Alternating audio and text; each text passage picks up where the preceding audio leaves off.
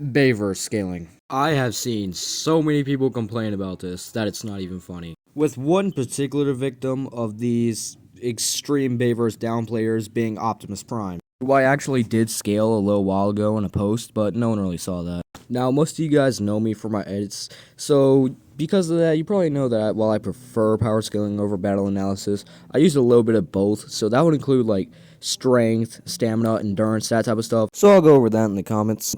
So this video is going to have 4 metas that you can get Bay Prime to, and that is planetary to large planetary, dwarf star to large star, solar system, and finally universal. And I have a special guest for that last meta. With that being said, let's get into his planetary to large planetary scaling. For starters, Quintessa has a feat where she moves Cybertron, which will get into that planetary to large planetary yield, and Optimus, literally in the start of the movie, is capable of enduring multiple of these planetary attacks without really being phased too much.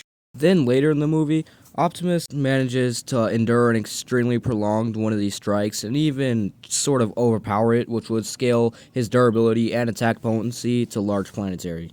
Now getting into Optimus's dwarf star to large star metas, all you gotta do is look at his fight with the Fallen, as that kind of explains itself. In the comics, the Fallen was able to take an attack from the Star Harvester, which is stated verbatim in the movies to be capable of destroying stars, and there's no purpose in getting into what Optimus did to the Fallen.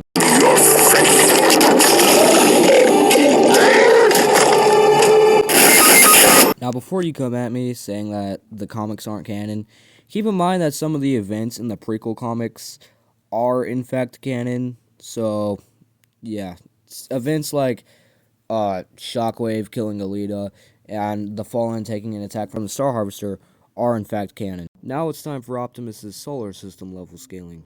This would stem from the fact that he's able to fight Galvatron, who was forged from a black hole singularity, and black holes are relative to neutron stars, which get to around solar system level. There's also a lot of people that try and use metas to get them to like multi-city block because they get killed with tanks, and that really pisses me off because it's literally implied in the first movie that Cybertronian tech is augmented into human tech. With that being said, everyone, please welcome on stage Wade the Prime. Thanks for having me, Hyper. Hello, chat. I'm Wade. Today I'm going to say something I'm not really known for, and that is power scaling.